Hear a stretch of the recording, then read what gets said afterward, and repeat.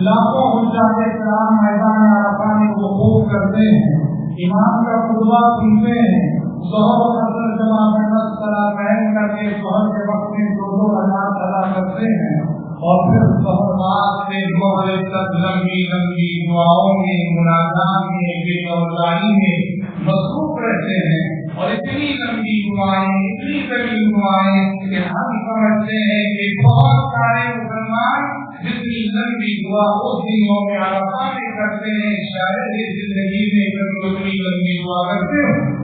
اسی لیے حدیث میں آتا ہے کہ سال بھر جتنے گنہگار اس دن بخشے جاتے ہیں، اس دن معاف کیے جاتے ہیں، اس دن جتنے لوگ نارے جہنم سے آزاد کیے جاتے ہیں، پورے سال میں کبھی جہنم سے اتنی بڑی بھاری نہیں ہوتی۔ اسی لیے پیارے نبی فرماتے ہیں کہ شیطان عرفہ کے دن جتنا ذلیل، جتنا چھوٹا، جتنا حقیر اور جتنا رسوا ہوتا ہے، پورے سال میں کبھی شیطان اتنا ذلیل، حقیر اور رسوا نہیں ہوتا۔ اس لیے کہ شیطان کو لگتا ہے کہ سال بھر اس نے محنت کی لوگوں کو گمراہ کرنے میں، انسانوں کو گمراہ کرنے میں، آج اس کی وہ ساری محنت رائے گی کہ اللہ تبارک و تعالیٰ کی رحمت اور اس کی بخشش، اس کی رحمت کا فیضان ہے، اس کی رحمت کی بارش ہو رہی ہے، اور اس کے گنہگار بندے اس کی رحمت کی بارش میں نہا کر پاک ہو رہے ہیں، اور جنہیں وہ عرفہ کے پہلے جہنم کی سمجھ رہا تھا، آج ملائکہ ان بندوں کے حق میں جنت کی بشارت سنا رہے ہوتے ہیں کہ یہ پیغام سب سے زیادہ ذلیل اور رسوا اسی دن ہوتا ہے۔ اللہ پیارے نبی صلی اللہ علیہ وسلم نے جب حج کیا تھا، عرفہ کے دن کی اہمیت کے پیش نظر آپ صلی اللہ علیہ وسلم نے عرفہ کے میدان میں ایک تاریخی خطبہ دیا تھا۔ صحابہ سے مخاطب ہو کر آپ صلی اللہ علیہ وسلم نے ایک تاریخی خطبہ ارشاد فرمایا تھا۔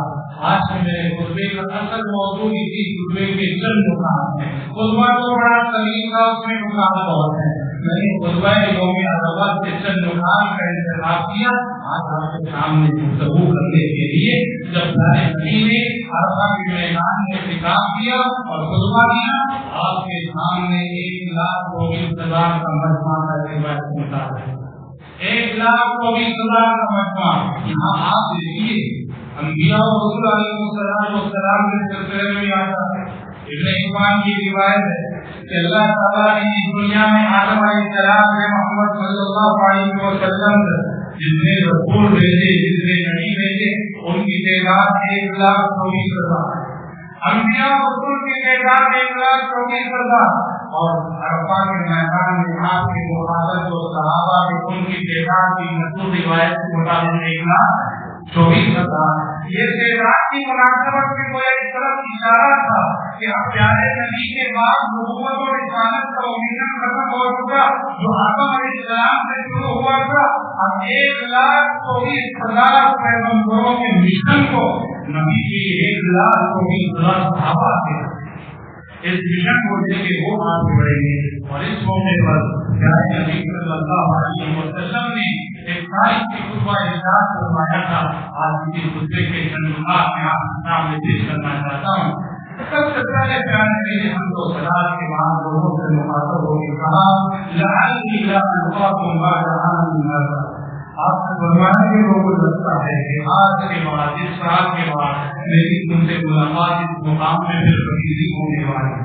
یعنی آپ نے کبھی الفاظ میں یا یوں کہیے کہ کبھی الفاظ میں اپنی وفا کے قریب ہونے کی پیشن کو یہ فرمانی، آسمان سے آنے والی وزیر اشارے دے دیے تھے کہ دنیا میں جس مقصد کے لیے آپ بھیجے گئے تھے وہ مقصد پورا ہو چکا، دین مکمل ہو چکا، دین غالب آ چکا، جزیرہ عرب سے شیر مل چکا، اسلام کی کرنے مشرق اور مغرب میں پہنچ چکی، آپ کی بہتر کا مقصد پورا ہو چکا، لہٰذا اب زمین پر آپ کا اپنا بڑا مختصر رہ گیا ہے، داعی اجل بہت جلد آنے والا ہے اور آپ کو اسے لبیک کہنا ہے۔ پیارے نبی نے بہت ساری احادیث کی تعریف کی ہے۔ عرفہ کے میدان میں سب سے پہلا جملہ آپ نے یہی ارشاد فرمایا لا الہ الا اللہ، کہا کہ لوگوں افطار کے بعد شاید ایک مقام پہ مجھے تم سے ملنا نصیب نہ ہوگا۔ وہ مطلب یہ ہے آپ کے صحابہ کو میں نے بتا دیا کہ اب میں جو گفتگو کرنے والا ہوں، اب میں جو احکامات صادر کرنے والا ہوں، اب میں جو تعلیم دینے والا ہوں، اس تعلیم کی حیثیت ہوتی ہے، وصیت کی ہے. جس طرح تم اپنے ماں باپ کی رشتے داروں کی وصیت کو یاد رکھ کے پورا کرتے ہو، میں نبی اور رسول ہوں، تمہارا عالی رہنما رہبر ہوں، میری اس وصیت کو بھی یاد رکھنا اور زندگی میں پوری کرنے کی کوشش کرنا. کیا ہے یہ وصیت ہے؟ آپ نے پہلا دن ارشاد فرمایا الا ان دماءکم واموالکم واعراضکم حرام علیکم كحرمة يومكم هذا في شهركم هذا في بلدكم هذا. سن لو تمہاری جانیں اسی طرح محترم ہے، تمہارے مال اسی طرح محترم ہے، تمہارے عزت و آبرو اسی طرح محترم ہے جس طرح آج عرفات کا دن محترم ہے، ذوالحجہ کے مہینہ محترم ہے، جس طرح مکے کی سرزمین محترم ہے، جس طرح عرفات کا میدان محترم ہے. یعنی پیارے نبی نے مکہ کی سرزمین کی مکانی حرمت کا حوالہ دیا، یوم عرفات ذوالحجہ کی زمانی حرمت کا حوالہ دیا. جیسے یہ مکان محترم ہے، یہ زمانہ محترم ہے، ویسے ہی تمہاری جانیں محترم ہے، تمہارے مال محترم ہے، تمہاری آبرو محترم ہے. عرفات کی پہلی وصیت یہ ہے میرے بھائی پیارے نبی، قیامت تک آنے والے مسلمانوں اور انسانوں کو کہ کوئی انسان کسی انسان کا ناحق خون نہ کرے، کوئی انسان کسی انسان کی ناحق جان نہ دے، کوئی انسان ناحق کسی کا مال ہڑپ نہ کرے، کوئی انسان ناحق کسی کی سزاؤں سے کھلواڑ نہ کرے. حضرات امن کسی کو کہتے ہیں؟ امن کسی کو کہتے ہیں؟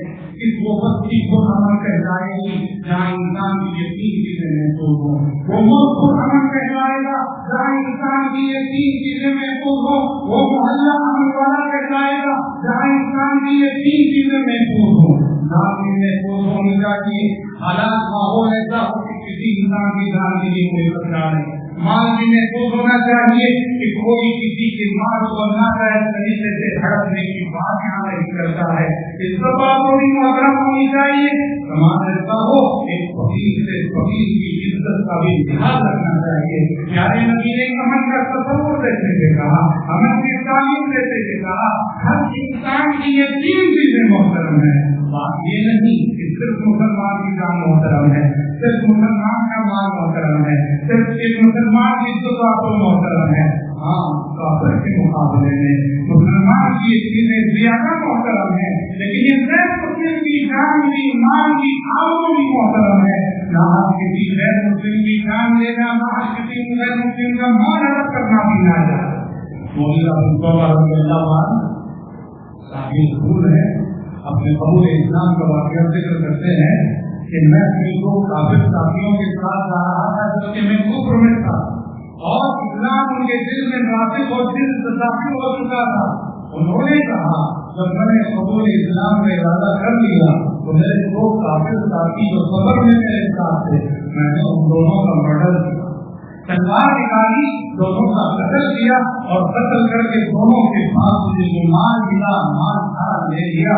چاہے نبی کی خدمت میں حاضر ہوا، کہا کہ اللہ کے نبی اسلام قبول کرنا چاہ رہا ہوں. میں نے کلمہ پڑھا، کلمہ پڑھنے کے بعد میں نے کہا کہ یہ لیجیے یہ مال، اور سارا قصہ میں نے سنایا. میرے ساتھ دو کافر دوست تھے، میں نے انہیں قتل کیا ہے اور قتل کر کے ان کے پاس اتنا مال ملا ہے وہ آپ کی خدمت میں میں پیش کر رہا ہوں. پیارے نبی نے کہا اما الاسلام فقد النام، کہا کہ مغیرہ جہاں تک تمہارے اسلام لانے کی بات ہے تو منظور ہے، جہاں تک یہ مال جو تم دے رہے ہو اس مال کی ہمیں ضرورت نہیں ہے. اس لیے کہ یہ دھوکہ دے کر حاصل کیا گیا مال ہے، یہ خیانت کر کے حاصل کیا گیا مال ہے. اس مال کی ہمیں کوئی ضرورت نہیں ہے. جو اس مال کو یہ حدیث بتاتی ہے کہ غیر مسلم کا پیسہ بھی ناجائز طریقے سے کوئی مسلمان بھی چھو نہیں سکتا اور کھا نہیں سکتا. حضرات پیارے نبی نے ہجۃ میں سب سے پہلے امن کی تعلیم دی اور امن کا تصور نے پیش کیا کہ امن اس ماحول کو کہتے ہیں جہاں انسان کی جان، مال اور آبرو محفوظ ہے. اس لیے جب حضرت خباب کے مکے نے مکہ کے ظلم و ستم کا شکوہ کیا کہ ظلم کی انتہا ہوگی، اللہ کی قدرت کب آئے گی تو اس وقت نبی صلی اللہ علیہ وسلم نے اسلام کے روشن مستقبل کا تصور اور پیشگوئی کرتے ہوئے فرمایا تھا صبر کرو، امن کے ایسے ایام آنے والے ہیں کہ عورت تنا سے حضر موت تک اکیلی سفر کرے گی اور اسے اللہ کے سوا کسی کا خوف نہ ہوگا. اور کرو یہاں پیارے نبی نے عورت کی مثال کیوں دی؟ عورت کی مثال کیوں دی؟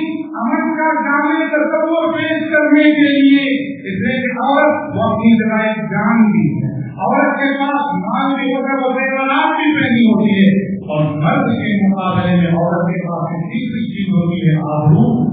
آبرو پیارے نبی نے ان تینوں چیزوں کی حفاظت کا تصور دینے کے لیے انتظار کرو، ایسا امن آنے والا ہے کہ جہاں ہر انسان کی جان محفوظ ہوگی، ایمان محفوظ ہوگا، آبرو محفوظ ہوگا. تو اللہ حجۃ الوداع میں پیارے نبی نے امن کی اہمیت کا درس دیا اور امن کا تصور ہم سب کے سامنے اور دنیا بھر کے سامنے پیش کیا. اللہ کی قسم امن کے رکھوالے اور امن کے دعوے دار جو آج امن کے نعرے لگاتے سکتے نہیں ہیں، ہمیں ہنسی آتی ہے جب تو ان کے ماتھے پہ دیکھتے ہیں تو لاکھوں انسانوں کے خون سے ان کا دامن جو ہے سر نہ. اور یہ محمد صلی اللہ علیہ وسلم ہے کہ آپ نے امن کی تعلیم سے نظریاتی طور پہ نہیں دی، آپ نے امن کو عملی طور پہ معاشرے میں نافذ کر دیا. اگر نبی صلی اللہ علیہ وسلم نے خطبہ حجۃ الوداع کی تعلیم کے موقع پر ایک اور تعلیم دی کہ آپ معاشرے سے ظلم کی ایک بدترین شکل جسے ہم مالی معاملات کو خوب سے ثابت کرتے ہیں. آپ کے سودی نظام کے خلاف اعلان جنگ کی، آپ کے سودی لین دین کو ناجائز اور حرام قرار دیتے. خطبہ حجۃ الوداع میں فرمایا وَلِلْجَاهِلِيَّةِ مَوْضُوعٌ لوگوں زمانے جاہلیت سے تمہارے جو سودی معاملات چل رہے ہیں، تم نے کسی سے سود لیا ہوگا، تم نے کسی کو سود کیا ہوگا، ابھی بھی دے رہے ہوگے. سن لو، آج کے بعد سود کے سارے معاملات میرے قدموں سے نظر کرتا ہوں، سود کے سارے معاملات کو میں اپنے قدموں سے مانتا ہوں. آج کے بعد کوئی سودی لین دین نہیں ہونا چاہیے. سود کیا معاشرے میں ظلم کی بدترین شکل کا نام سود ہے. معاشرے میں بے رحمی کی سب سے بڑی شکل کا نام سود ہے. معاشرے میں غریبوں کے استحصال کا بدترین استحصال کا نام سود ہے. یہ وہ ظالمانہ روایت ہے، یہ وہ ظالمانہ معاملہ ہے کہ جہاں کے امیر غریبوں کا خون پسینہ ایئر کنڈیشن کمروں میں بیٹھے ہوئے بیچارے لوگ کسان صبح سے شام تک کھیت میں سورج کی تپتی دھوپ میں محنت کر کے پسینہ بہاتے ہیں. پسینہ بہا کر بھی وہ اپنی محنت کی کمائی کھانے سے عاجز رہتے ہیں اور ساری کمائی لے جا کے ایئر کنڈیشن کمرے میں بیٹھے سود خوروں کے بارے کرنی پڑتی ہے. غریبوں کے استحصال کی اس سے بری اور اس سے بدترین شکل نہیں ہو سکتی. آپ نے فرمایا حضرت الوداع نے کہا یہ امت محمدیہ کبھی اس امت کو سودی نظام سے کمپرومائز نہیں کرنا چاہیے اور ہماری اجتماعیت میں سود کو کہیں بنا نہیں کرنی چاہیے. اور آپ نے زبانی طور پہ نہیں پریکٹیکل طور پہ کر دکھایا اور ہمیشہ اسلام کا آغاز اپنی ذات کے اور اپنے گھر سے ہونا چاہیے. چنانچہ آپ نے کہا حجۃ الوداع میں یہ اعلان کیا آج کے بعد کوئی پوری رقم لینا نہیں. آپ نے اعلان کیا سب سے پہلا سود جو میں معاف کر رہا ہوں کسی اور کا نہیں، میرے اپنے چچا عباس بن عبد المطلب حضرت عباس نے اسلام لانے سے قبل بہت سارا سود سے پیسہ لے رکھا اور انہیں کافی رقم سود کی واپس آنی تھی. آپ نے خطبہ حجۃ الوداع میں اعلان کر دیا آج کے بعد میرے چچا کسی سے ایک پیسہ نہیں لیں گے. جن جن لوگوں نے سود پہ دے رکھا ہے پھر وہ اصل واپس لیں گے، سود نہیں لیں گے میرے چچا. اسلام کا آغاز اپنی ذات سے اپنے حد سے کرنا چاہیے. اس طرح آپ صلی اللہ علیہ وسلم نے خطبہ حجۃ الوداع میں سود کے خلاف اعلان کر دیا. ظلم کی اور بدترین شکل یہ ہے دشمنیاں، عداوتیں، نفرتیں. اور عرب ویسے بھی مسلمانوں سے لڑائی کر رہے تھے. عربوں کی دشمنی بڑی نکالی تھی، عربوں کا اپنی عداوت بڑی نکالی تھی. وہ وراثت میں جس طرح مال منتقل کرتے تھے، دشمنیاں منتقل کر کے جاتے تھے، مرنے والا مرنے سے پہلے اپنی اولاد کو وصیت کر کے جاتا تھا کہ فلاں قبیلے سے میرا بدلہ لینا نہ بھولنا، اور اس طرح دشمنیاں سینہ در سینہ منتقل ہوتی جاتی تھی۔ اور میں حجۃ الوداع کے تاریخی موقع پر پیارے نبی صلی اللہ علیہ وسلم محبت کا پیغام دیتے تھے، نفرتوں کا خاتمہ کرتے تھے۔ آپ نے یہ اعلان کیا، اعلان کیا وَإِمَامُ الْجَاهِلِيَّةِ مَوْضُوعًا، کہا کہ وہ زمانے جاہلیت کی اسلامی دشمنیاں آج یہاں انہیں دفن کر رہا ہوں۔ دشمنیاں چھوڑ دو، عداوتیں چھوڑ دو، محبت اور میل جول سے زندگی گزارنے کی کوشش کرو۔ دل اللہ نے اس لیے نہیں دیا ہے کہ دل میں ہم نفرتوں کو پالیں، دل اللہ نے ہمیں اس لیے نہیں دیا ہے کہ ہم اپنے دلوں میں عداوتوں اور دشمنیوں کی پرورش کریں۔ اپنے دل کو نفرتوں اور عداوتوں کی پرورش کا نہیں، اپنے دل کو عداوتوں کا قبرستان بناؤ، اپنے دل کو دشمنیوں کا قبرستان بناؤ، اپنے دل میں عداوتوں کو دفن کر دو، اپنے دل میں نفرتوں کو دفن کر دو، اپنے دل میں دشمنیوں کو ختم کر دو، اور اپنے دل کو محبت کی آمال کا بناؤ۔ پیارے نبی نے وہی درد کیا، اور یہ درد بھی صرف نظریاتی طور پر نہیں کیا، پریکٹیکل طور سے آپ نے، اور ظاہر بات ہے کہ دشمنیوں کو ختم کرنے کی بات ہو، عداوتوں کو ختم کرنے کی بات ہو، یہ اس وقت تک ناممکن ہے جب تک آدمی کے اندر دوسروں کو معاف کرنے کا حوصلہ نہ، جب تک ہم دوسروں کو معاف نہیں کریں گے، جب تک ہم ظالم کو نہیں معاف کریں گے، جس سے ہمیں تکلیف میں اسے معاف نہیں کریں گے، تب تک یہ دشمنیاں ختم نہیں ہو سکتی۔ اس لیے آپ نے معافی کی تعلیم دیتے ہوئے کہا کہ دشمنیوں کو ختم کرو، اور سب سے پہلی دشمنی اور سب سے پہلی عداوت جس کے خاتمے کا میں اعلان کرتا ہوں، سب امید کی واقعات میں ہے کہ نبی کے پیغمبر تھا، نبیہ میں تاریخ کا چھوٹا سا بچہ تھا جسے قبیلے حسین نے قتل کر دیا تھا، اور پیارے نبی کا قبیلہ بنو ہاشم اس بچے کی جان کا بدلہ لینے کے لیے مناسب وقت کا منتظر تھا۔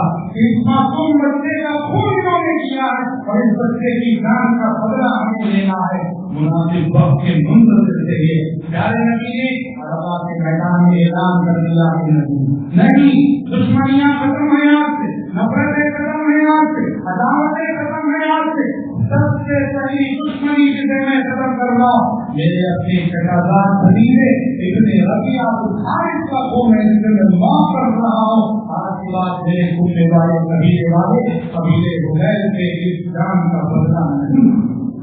اللہ اس طرح پیارے نبی نے خطبہ حجۃ الوداع کے موقع پر محبت کا پیغام دیا اور نفرت کے خاتمے کی تعلیم دی، اور اس تاریخی موقع پر نبی اکرم صلی اللہ علیہ وسلم کی نظر تمام معاشرے میں دو طبقات مظلوم تھے، ان مظلوم طبقات پہ بھی رہی، اور آپ نے اپنے تاریخی خطبے میں ان مظلوم طبقات کو بھی فراموش نہ کیا۔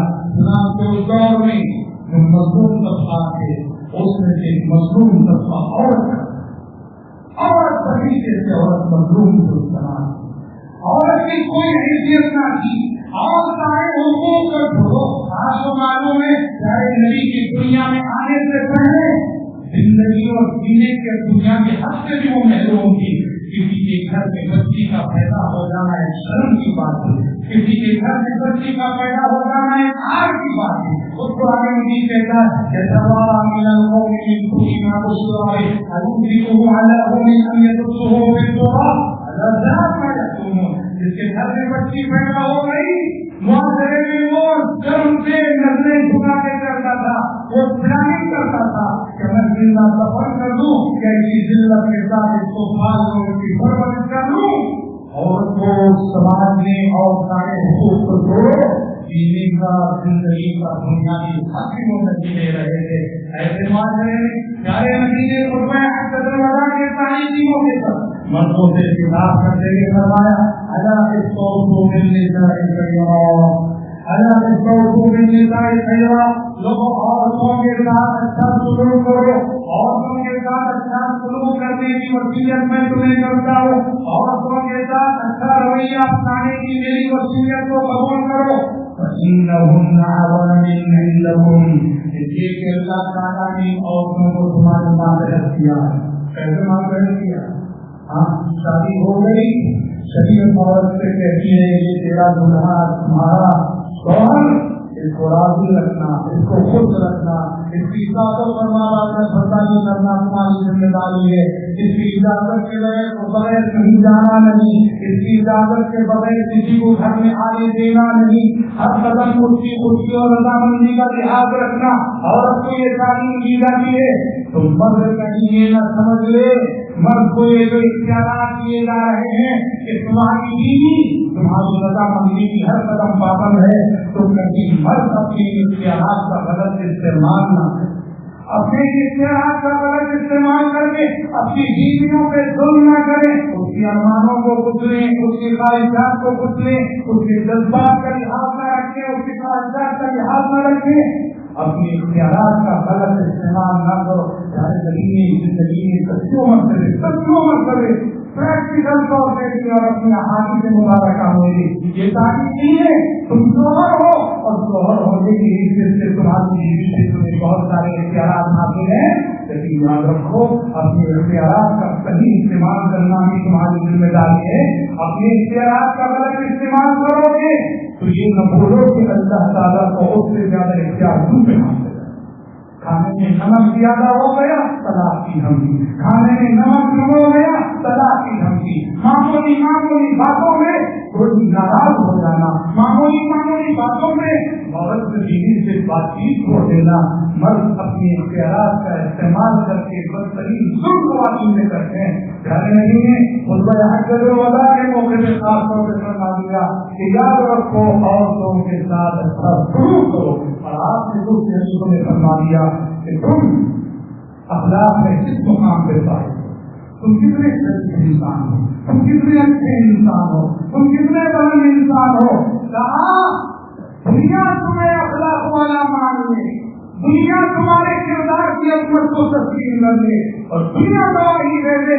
آپ باقی عبداللہ صاحب، عبدالرحمان صاحب، زید صاحب، بکر صاحب یہ بہت اونچے انسان ہیں. اللہ کے نزدیک تم اس وقت تک اخلاق والے نہیں ہو سکتے جب تک کہ گھر میں اپنے بیوی کی گواہی نہ، گھر میں بیوی جب تک گواہی نہ دے دے واقعی میرا شوہر صالح انسان ہے، واقعی میرا شوہر انصاف پسند ہے، واقعی میرا شوہر اچھے کردار والا ہے. آپ نے کہا گھر میں جب تک بیوی گواہی نہ دے دے، دنیا کا ہے تمہارے حق میں گواہی دیتی ہو، دنیا کی گواہی کی کوئی قیمت نہیں جب تک کہ بیوی کی گواہی نہ دے. اس لیے آپ نے فرمایا خیرکم خیرکم لأہلہ وانا خیرکم لأہلی، تم میں سب سے بہتر انسان وہ ہے جو اپنے بیوی بچوں کے حق میں بہتر ہو. اور اس میں جواب ہے اعتبار سے لوگوں میں تم میں سب سے بہتر انسان ہوں بیویوں کے ساتھ سلوک کرنے کے اعتبار سے. حجۃ الوداع کی تاریخ کی موقع پہ عورت جو کہ مظلوم تھی اور سب سماج میں رگڑی جا رہی تھی، خوشی جا رہی تھی، مستی جا رہی تھی، کمزور طبقے کو یاد رکھا اور قیامت تک آنے والے مردوں سے مخاطب ہو کر کہا وہ قواعد شیشے میں تبدیل کیا. عورت کیا ہے؟ وہ شیشہ ہے. شیشے کی کوئی بھی چیز کس نزاکت سے تم اٹھاتے ہو، ہاں چیز کا گلاس ہے، اٹھاتے ہو، رکھتے ہو، پھینکتے ہو، چلے گا. لیکن اگر شیشے کا گلاس ہو، شیشے کا برتن ہو، اس کو اٹھاتے ہوئے بڑی نزاکت سے اٹھاتے ہو، اسے استعمال کرتے ہوئے بڑی نزاکت سے استعمال کرتے ہو، اسے رکھتے ہوئے استعمال سے نزاکت سے رکھتے ہو، اور اسے شیشے کے برتن کو تم اپنے گھر کی زینت سمجھتے ہو، شیشے کے برتنوں کے ذریعے اپنے گھر کو سجاتے ہو، اسے مانگتے ہو تو بڑے لحاظ سے مانگتے ہو. ہر قدم جس طرح شیشے کا لحاظ رکھتے ہو یہ اور بھی شیشہ ہے، ان کے دل بھی شیشے جیسے نازک ہوتے ہیں. جس طرح شیشہ ٹوٹ نہ جائے اس کا لحاظ تم کرتے ہو برتنوں میں، اور خیال کہ یہ اور بھی ان کے دل بھی شیشے جیسے ہوتے ہیں، کہیں تمہاری سختی کی وجہ سے یہ شیشے بھی ٹوٹ نہ جائیں تو یہ اس کا لحاظ رکھنا پڑے گا. اس میں حجۃ الوداع نے گویا چاہے نبی صلی اللہ علیہ وسلم نے خواتین کے سلسلے میں مردوں کو یقین تعلیمات دی. اور حضرات آخر میں آپ صلی اللہ علیہ وسلم نے کہا اور ساری تعلیمات میں چند بنیادی تعلیمات کا انتخاب خود حجت الوداع سے کیا تھا. آخری تعلیمات سے اس زندگی کا توفیق کو آپ لوگوں سے میں جا رہا ہوں, دنیا میں جا رہا ہوں, لیکن میرے جانے کا مطلب یہ نہیں کہ سامان ہدایت تمہارے پاس نہیں رہے گا. میرے پاس نہیں جا رہا ہوں, اگر سامان ہدایت چھوڑے جا رہا ہوں, ترکت فیکم ما ان تمسکتم به لن تضلوا بعد کتاب اللہ و سنتی. میں دنیا سے جا رہا ہوں اور وہ سامان ہدایت چھوڑے جا رہا ہوں, اگر اس کو تم مضبوطی سے تھامے رہو گے تو کبھی گمراہ ہونے کا سوال ہی نہیں. ایک اللہ کی کتاب ہے اور ایک میری نبی کی سنت, ایک اللہ کی کتاب ایک نبی کی سنت ہے. کہا جب تک ان دو چیزوں کو مضبوطی سے تھامے رہو گے. خطبہ حجۃ الوداع کی آخری نصیحت, آخری وصیت جو آپ نے فرمائی, کتاب و سنت کو زندگی میں ہمیشہ مضبوطی سے تھامے رہنا, بدعت سے بچنا, خرافات سے بچنا, اپنی خواہشات کے پیچھے چلنے سے بچنا, خاندانی روایات کی تبدیل کرنے سے بچنا, اور اللہ قال رسول کی حکمرانی ہر قدم ہماری زندگی میں ہو.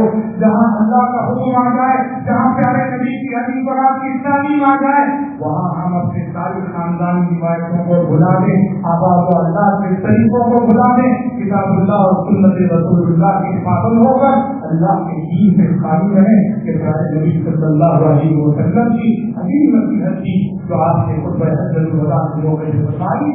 حضرات یہ چند نکات, 5 نکات تقریباً میں نے خطبہ حجۃ الوداع کے حوالے سے پیش کیے. خطبے کے اختتام پر میں 2-4 منٹ سے آنے والے 2-4 دنوں کے حوالے سے شروع کر دینا چاہتا ہوں. جیسے کہ ہم سب جانتے ہیں کہ ہمارے سامنے دو عظیم مناسبت ہیں. پہلی مناسبت تو صوم یوم عرفہ کی ہے. عرفہ کے دن جو روزے کی ہے, آپ صلی اللہ علیہ وسلم نے فرمایا کہ عرفہ کے دن کا روزہ 2 سال کے گناہوں کا کفارہ بنتا ہے. لہٰذا اس روزے کا اہتمام کریں, اور اس میں جہاں تک ہو سکے اختلاف سے بچوں, اختلاف میں گریز کرنے کی کوشش کریں. ایسے موقع آتے ہیں تو ہمارا زیادہ تر وقت اختلاف میں بھی جاتا ہے.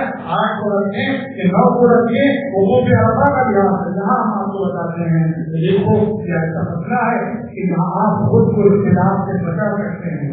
کیسے بچا سکتے ہیں؟ 9 دن کی روزہ رکھنا مستحب ہے. 10واں دن کو اس کا دن ہوتا ہے ہمارے لیے, اس سے پہلے 9 دن کی روزہ رکھنا مستحب ہوتا ہے. محدثین حدیث کی کتابوں میں صاف بات ہے کہ ذلحج کے 9 دن کا بھی روزہ مستحب ہے. جب بات ایسی ہے تو جس دن وہاں وقوف عرفہ ہوتا ہے, جب ہمارے پاس 8 تاریخ ہوتی ہے اور پھر جب ہمارے پاس 9ویں تاریخ ہوتی ہے, آپ اگر یہ دونوں دن کے روزہ رکھ لیتے ہیں, اختلاف سے گریز کر جائیں گے, اختلاف سے بچ جائیں گے. آپ اس روزے کا اہتمام خاص طور پر کریں کہ یہ 2 سال کے گناہوں کا کفارہ بنتا ہے. دوسری مناسبت عید الاضحیٰ کی مناسبت ہے, اور اسی عید الاضحیٰ کی مناسبت سے اللہ ہم سب قربانی کی سنت ادا کریں گے. جس کو بھی اللہ نے استطاعت دی ہے, طاقت دی ہے, وہ ہر قربانی سے گریز نہ کرے, ضرور قربانی کرے. اور تھوڑا جانور قربان کرنے کی ضرورت نہیں ہے. شریعت نے آپ کو گنجائش رکھی ہے کہ آپ ایک گائے میں حصہ بھی لے لیتے ہیں, آپ کا حصہ آپ کی پوری فیملی کی طرف سے کافی ہو جائے گا. جس سے سلسلے میں تصور غلط ہے, ایک حصہ صرف ایک آدمی کی طرف سے نہیں. میں اگر حصہ لیتا ہوں ایک گائے میں تو میری پوری فیملی کی طرف سے ہو سکتا ہے. یہ اور بات ہے اگر میں نیت کرتا ہوں میرے اکیلے کی طرف سے تو بھی ٹھیک ہے, لیکن اگر میں اس حصے میں اپنی پوری فیملی کو شریک کرنا چاہ رہا ہوں تو پوری فیملی بھی شریک ہو سکتی ہے. وہ مطلب یہ ہوا 7 حصے جس طرح 7 آدمیوں کے لیے ہو سکتے ہیں, ویسے ہی 7 حصے 7 فیملیوں کے لیے بھی ہو سکتے ہیں. تو ضرور قربانی کریں, قربانی سے برے گھر کے گھر نہ کریں, اور قربانی کرتے ہوئے آپ لفظ کی تعلیم کا لحاظ رکھیں کہ قربانی کا جانور ہمارے جذبہ طاعت کا مظہر ہوتا ہے. لہٰذا وہ ایسا نہیں ہونا چاہیے.